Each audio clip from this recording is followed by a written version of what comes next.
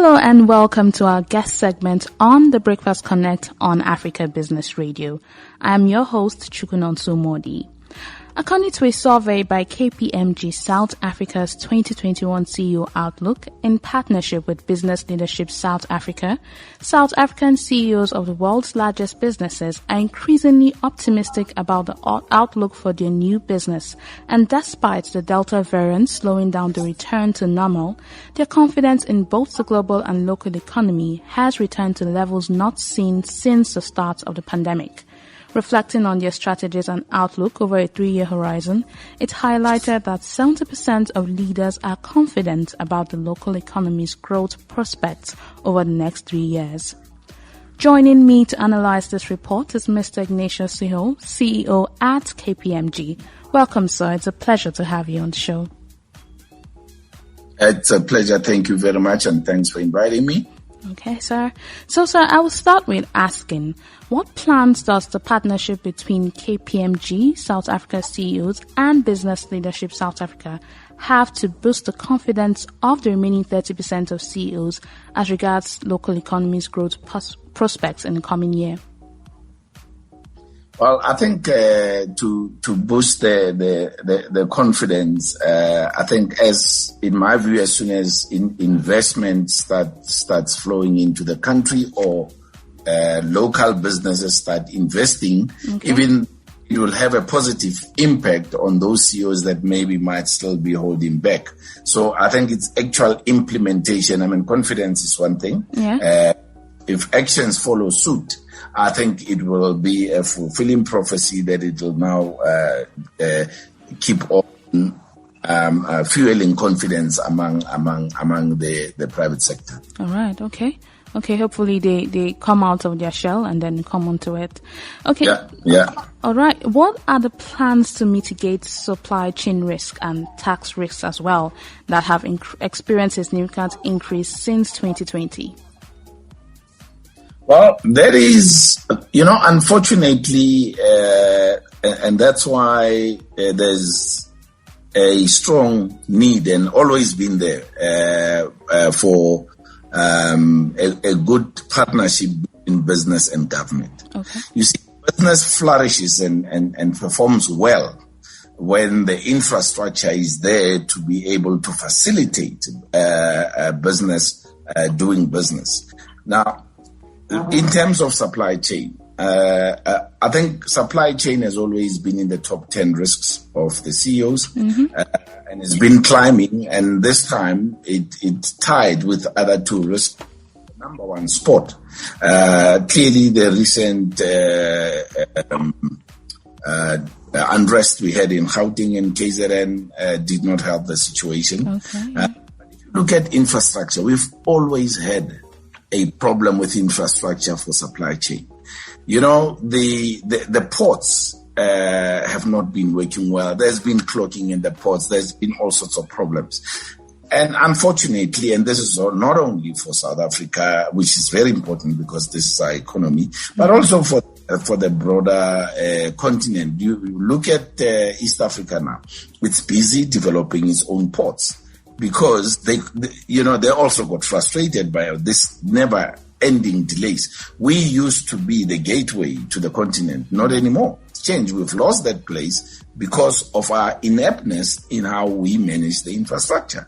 Look at the railway network. Who talks railway these days? Nobody. But it's an important channel on supply chain, and we've let it disintegrate and fall into disuse.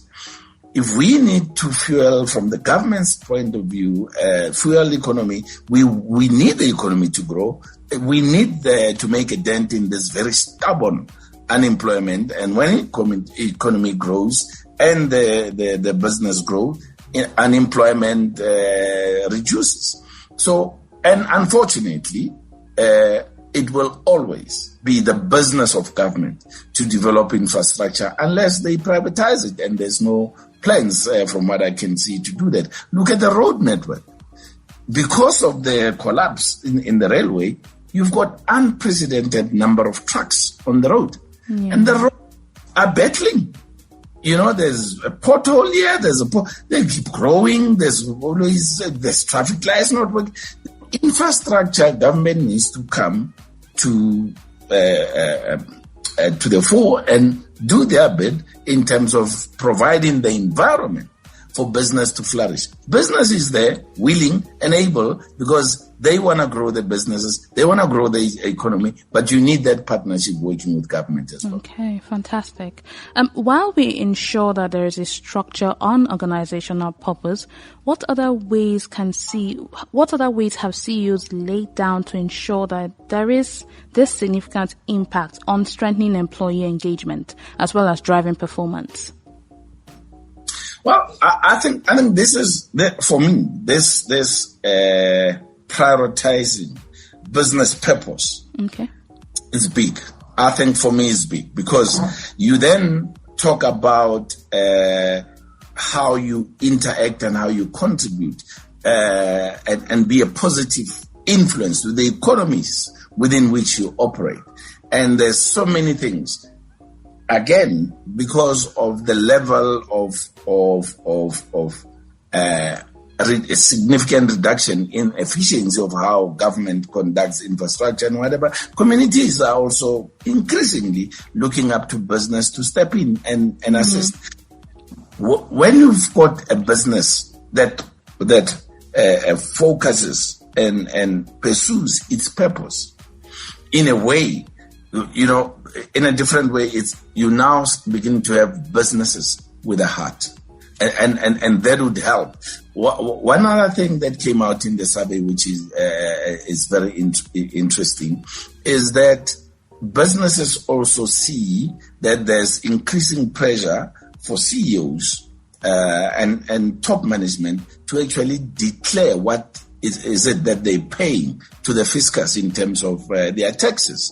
And they see that public trust in organizations would be enhanced when they see that the way business treats its tax affairs, it's in line with the values of that organization. So there's a lot of positive development. It's not just business confidence that has gone out, but the way into how you do business, for me, is heartwarming because that'll also increase tax morality. But by the same token, as tax morality increases, therefore, collection of taxes increases, we need government to be spending those taxes in the right places to fuel business development. Okay, fantastic. That's a good one. Thank you for that, sir. Now, another question I have is how can the workforce feel secured not to lose their place for these emerging technologies for business? Well, that again is tied to growth. You see, if businesses are growing, even if they digitize, there's other areas that you can't digitize, you see. So if the infrastructure, if the government were to come to the party with the infrastructure and businesses were to grow, you're going to find out that employment, it's not only at the tip of the pyramid, because if the infrastructure stays as it is, you would find employment is still going to happen, but it's at the top of the pyramid, which is where the highly skilled are and whatever. And there is not huge unemployment. It is there, but it's not huge. The huge unemployment is at the bottom of the pyramid, which is also at the bottom of the skill set. So you need real growth at a large scale to make a dent there at the bottom, while digitization and technology are not going to stop. But it's the level of growth that will make impact at that bottom. And I'd like to believe that it is also in the interest of government for that bottom part of the pyramid for employment to reduce. So really, I think it's not too difficult for government to look at the low-hanging fruit. I mean, I know, and maybe I'm just being too critical, that there's an Indaba after Indaba on infrastructure development. We've had enough Indabas. Can we implement? Yes, true. Yes. So with all you've said now, it still boils down mostly on the government. How can we get government to do most of this, like the infrastructure, like you mentioned? Well, that is a very difficult thing to do. But as you know, through BLSA, we do engage with government. Even during COVID, business for SA BLSA was a big part of that. And we also participate as a firm through BLSA in that. So we do point these things out to government. We do continue through the structures that we are part of to say, government, if you could only do X, Y, Z, this will be the outcome. If you could. So it might be, I don't know whether they're still dealing with issues from their side to be able to implement them. But all what we ask as the private sector, as business, is that you don't need to do too many things. Yeah.